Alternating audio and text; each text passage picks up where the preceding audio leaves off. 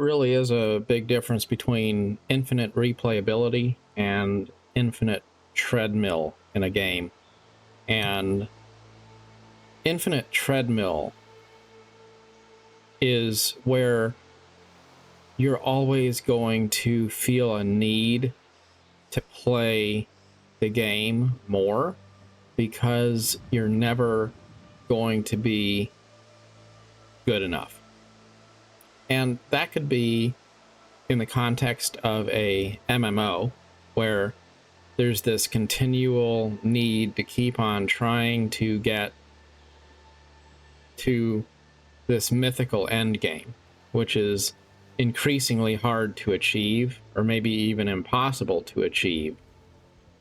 And people will spend thousands and thousands of hours trying to grind out maximum achievement, and it really isn't worth it, because there's never going to be a time where you can say, okay, I've got it done, I'm good, I've finished. You'll never be able to beat the game because it's designed to be infinite. Now, as a counter to that, you can have a game which is infinitely replayable, which is similar to a treadmill, but it's different in the sense that you don't have any sense of obligation tied to it. So, for example, I could be playing New World every day, just log in, and I gather things, and I run around, and I play the game basically for the exact same reason as I go outside and go for a walk or go for a hike. It's just a place to go and be, and maybe it's a place to casually socialize with other people. Maybe it's a place to just zone out and chill. Maybe it's something that's not demanding and easy to do while I'm doing something else, listening to a YouTuber or an audiobook or something like that. It's just a fun, relaxing world to be part of. I don't care what my level is. I don't care what my achievements are. I'm not worried about my rank or anything like that. I'm just hanging out. I could play for 5 minutes a day, that's fine. I could play for 5 hours if I felt like it, that's fine. But there really isn't any sense of obligation. And for that matter, I could switch over and play some other random open world exploring game like American Truck Simulator, for example, which is a cool open world game that's totally different. And that would also be an infinitely replayable game where there's no limit to how many hours I could satisfy my time in the game with. And yet it's also not a treadmill, because for me, I'm not trying to get to a specific end game achievement. There are things that I will potentially unlock or something, yes, but that's not the reason I'm playing the game. And especially when there's not any sub attached to it, it's a lot easier to just play casually. So I'm not opposed to a game that's infinitely replayable in that way.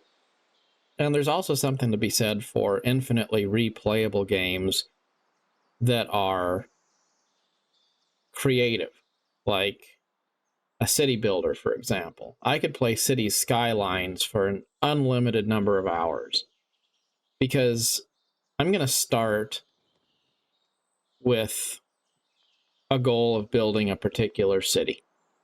And eventually, conceivably, that city build will be complete. But there's nothing to say I wouldn't start another build and do something different. Maybe one build is based off of my hometown, and maybe another one is a fictional city that I cooked up in my imagination. And maybe I get an idea for another little town I want to do a build based off of.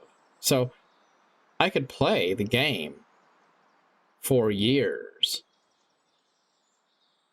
but it's also not something which I can't complete. I could say I'm going to finish this particular project in the game, and then I'm going to do something else for a while. And maybe it's infinitely replayable as a sandbox, but it's not something which can't be completed either. You can get to a good stopping off point and then shift gears into something else, or even if you got tired of it, say you're done with it for a while or forever. RPGs, though, they create barriers that are designed to make it impossible to do something efficiently. Maybe it's requiring you to travel long distances, or compelling the player to get stuck on a complicated puzzle or something like that. It's all intended to simulate a sense of journey. But it really just is this foreboding time sink. And it doesn't let you tell your own story. It's on rails, but it tries to give you the illusion that you're telling your own story. And I think that that's kind of disingenuous, especially when you consider how much time you can wind up sinking into some of these games. And there's all these other things you're not able to do. You can't get to other titles because you're trying to finish something which has specifically been designed to be unfinishable. I think that that's problematic. And for my part, I know I've found myself frustrated because there's so many cool games to play that are out there. And I'll think, well, I want to play that game. But then I have some other game that I'm still not done with. And so I have this sense of one day I'll get to the other cool games I want to play, the other new projects I want to do, but I can't get caught up. I can't get done with the ones I'm doing so that I can do some of the ones that I haven't done. And so everything falls into that bucket of one day I'm going to be able to do these things. But one day never really comes. Because when you're grinding for a fictional end game that never gets reached, then, at what point is it just a waste of time? At what point is it a barrier to where it's not only not invigorating and not fun anymore, it's also preventing you from doing things that actually would be fun? And it's the same thing with jobs, with family commitments and relationships and things in real life too. A lot of people wind up spending an enormous amount of time doing the grind. It's that job that has no clear beginning, has no clear end. It's a salaried position that never allows you to really disconnect and do your own thing. Or maybe it's family commitments. It's that relationship where you're always expected to give for your family or for other people or even friends in your life. And you always wind up just feeling like, okay, I'm going to do the things I need to do, my dailies, basically. I'm going to do my dailies, and then eventually, if I can get done with all those things, then I can get into some of this other content, like my hobbies that I want to get to that I have not been able to get around to yet. But it's a trick, because it's all structured in a way to use up all of our available time and all of our available mind. And then at the end of the day, we're tired, we're used up, we're exhausted, and we didn't have a chance to get to any of those things that we said we wanted to get to, because life is always structured in such a way that you're going to use up everything you have to give, and then you'll just have that tiny little bit left that you can use to say, well, you know, if I could just get a little more efficient, if I could just use my time a little bit more expertly, then I would be able to have some time for myself. And that treadmill is really unhealthy. And it doesn't have to be, it doesn't have to be an MMO. It could be a multiplayer competitive game like Age of Empires, or even a combat game where you jump into an arena and you play with other players. And what happens? What is the psychological effect of that kind of experience? Well, what happens is you start to jump into something and you realize, the very first thing you realize is, I'm not good enough. I've had this experience with Age of Empires. It's a really cool game. I like the game. It is very nice. But what I've realized with a multiplayer RTS game is when you play a match with other people, you realize that you don't have enough skill. So now it's not about just enjoying the game. It's not about saying, well, I think this weekend I'm going to take an hour and I'm going to play that game. It's something more. It's, I need to play a match every day now. I have to study it so I can figure out how I can get my skill level up to where I'm competitive in future matches. And I'm not saying that can't be fun if that's really what you want to do. But it goes back to, what does your backlog of other things you want to do look like? Sure, if Age of Empires is the only game I want to play, then it stands to reason I would have a good time practicing so that I can get good at the game. But when I have a Steam library filled with games that I think are really cool, that could be single-player experiences and sandboxes and city builders and sim games, maybe even RPGs, that I could play and I could finish them. And I could say that was a good experience, and then I could move on to something else, just like reading a book. You finish the book, and then you take that memory with you, but you go on and you read other stories. I can't do that because I'm on that treadmill of trying to grind up my skill so I'm more proficient. Only thing is, I don't need to be. See, it's kind of like that job. Do you need to be more proficient so that you can have a better salary? Well, maybe if you love what you do, absolutely, sure. But what if you want to do something else, like be an author, write a book, have time to spend with your family, whatever it might be?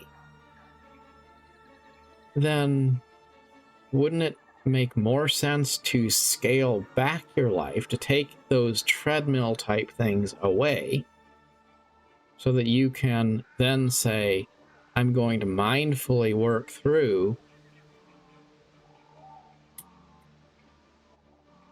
experiences that I really give consent to, that I choose to do. And those aren't necessarily going to be forever activities. The things that you always return to that wind up being, I guess, evergreen content, if you will, in life, maybe that's my daily walk outside because I want the fresh air, I want the exercise, I like to be a little bit in nature and things like that. Or maybe in gaming, it's something like this, where I can play New World a little bit, and it's just a fun world to escape to, and I tend to jump in a little bit every day in some fashion or another. But to really prune back on the obligation treadmills, so that you can be mindful. You know, it's useful, and sometimes that means you have to give up on things that are really cool in their own right. And the reason you have to give up on them is not because they're not cool, not because they're not good, but because they don't respect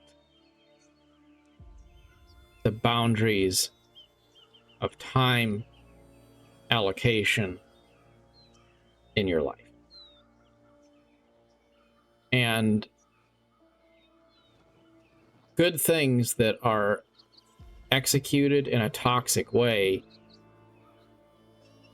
they still aren't really good because they're not, you know, it's the tree that's not bearing good fruit. It doesn't matter how nice the fruit tree looks if it doesn't bear fruit, right? So that leads me to one more thing, and I guess I'll close with this. Sometimes there's things that are cool, but also a little bit boring. I've thought about this with various games that I have wanted to play, which I've found to be a little bit on the boring side. And yet, that doesn't mean that I don't like the game. If it's a game that is expecting me to commit a ridiculous amount of time to it, if it's a MMO and I don't like the game, then, well, gee, if I'm going to spend the next 5 years of my life playing a game and I'm going to rack up 10,000 hours in it, then I guess it had better be pretty good. Right? But what if it's just a cool single player experience and it's not a perfect game, but it is a good one in its own right? To a point, it's a good game. It's just not perfect. Well, I can immerse myself in that for 20 hours, right? A weekend of playing a game that's not perfect, and then I get through the content and I think that was pretty cool, but that doesn't necessarily mean I'm going to play it again, right? Well, that's all right. Things don't have to be perfect when you don't expect them to be an endless well of content.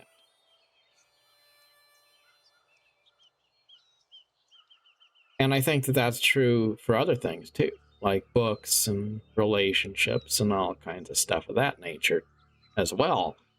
Let's just say that you are reading a book and the book is a little bit dry. Well, you're not going to spend the rest of your life reading the book. You're going to finish that book, and then you're going to read a different one. Maybe you don't read another one by that particular author, or you don't read more of that particular genre because you think to yourself, I didn't really enjoy that previous one as much as I thought I would. But when you're not stuck on the treadmill of things that won't let you choose how you spend your time, then you have a lot more time to be mindful and make the best out of experiences that aren't necessarily perfect. Because the time commitment is less. You're not sinking so much time into something that you feel like it has to be really good or it's a letdown.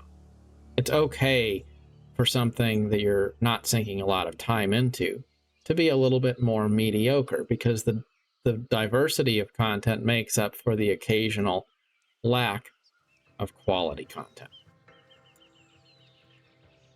There's a lot of books that I have experienced where I didn't really enjoy the book that much, but I did take away something from that experience to where I look back on it and say, I'm glad that I read that story. It was a good story.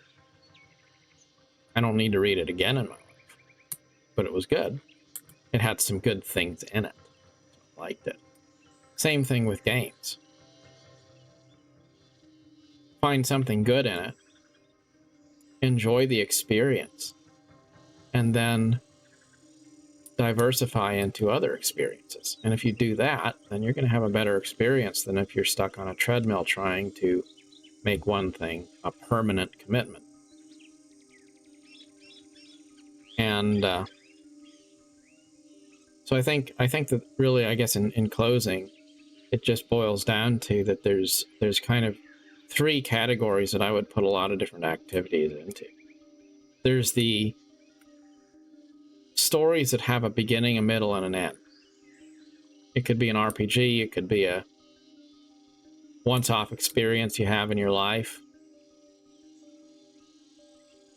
And whatever it is, when you have a solid ending to an experience, it doesn't have to be a perfect experience, because you're going to be able to say, when I'm done with this experience, I'm going to have a different one. This isn't going to define my permanent life from here on out.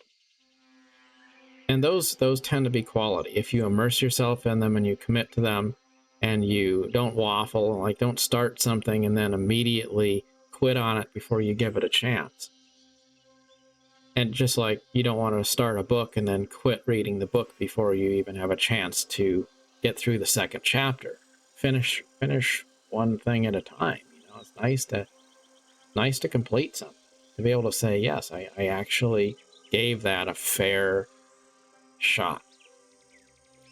But that's one kind of experience, the experiences that have a solid ending. Then you have the experiences which are ultimately infinite, replayable experiences. They are the things which, in a healthy kind of a way, you can continue to return to them and never really get tired of them.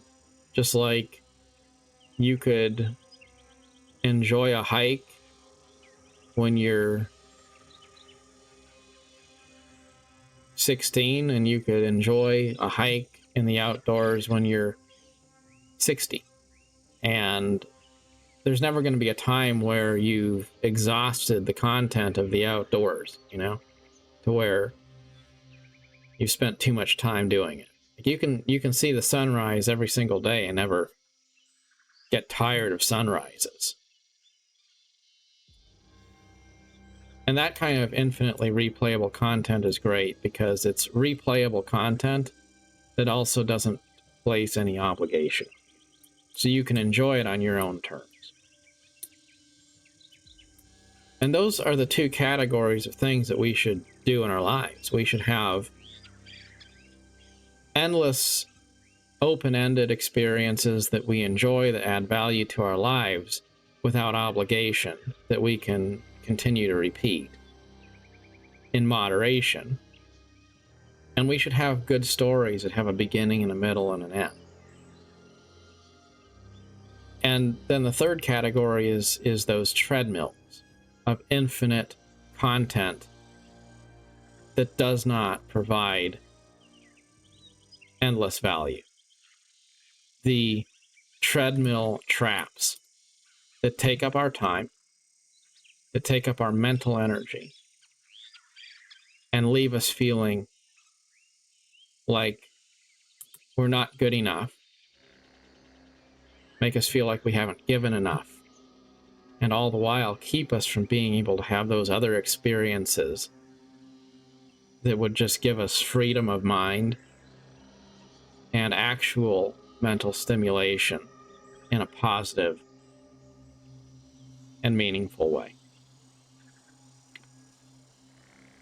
Wherever your adventure takes you, always strive to do things that add value to your life. And if something adds stress to your life, if it adds a sense of conflict and busyness instead of peace and harmony and cohesion, then the truth is you'd be better off not defining your life by those things. And I will close with this thought. Sometimes we hang on to things because they have something good about them.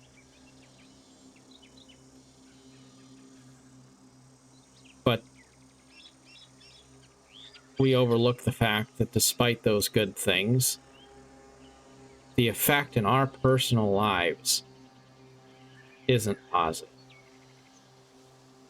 And it's important to realize that when we make decisions about what we do and how we spend our time, it's not about judging something. It's not about saying, let me figure out if this is good or bad, and then be the judge of that to tell other people what they should do or what they shouldn't do. It's a lot more about saying, let me figure out what works well in my life, because I value my time and I value my experience. And something that works well for me may not work well for someone else. And something that works well for others may not be right for me. Just like when I play New World, maybe it's a very casual, peaceful experience because I'm not stuck on a treadmill of grinding. I'm just happy to chill and relax in the game. It's not a big deal. But maybe for somebody else, it is exactly that grinding treadmill that I was describing earlier. You know, and it's just, it really depends on who you are, what kind of an experience you have with different aspects of your life. So one thing that works for one person isn't necessarily the guidance that everyone needs to follow. But I think there is a universal message, though, that probably everyone would benefit from. And that is that you can't give consent to the way you live your life if you have things that are always trying to make you prioritize them before you're able to contemplate your own mindful decisions about how you spend your time. I've seen so many frustrated examples of players who get burned out in games from having to do dailies. Genshin Impact is a great example of a game like that. It's a beautiful game. It's a wonderful game in many ways. But then people would start to feel like they have to log in and do the daily commissions and use up their resin. And next thing you know, people are just totally burned out on the game because it now feels like it's a job. It doesn't feel like an adventure. But they don't want to acknowledge the fact that this has happened, so they play out of obligation. Not so much obligation to the game, but obligation to themselves. Because it's hard to acknowledge that something can be good and also not be good for you. Or maybe it was good for you, but it was not meant to be forever. It's okay to have a good experience and to then say it's also going to have an end. Best wishes on your adventure. Till next time.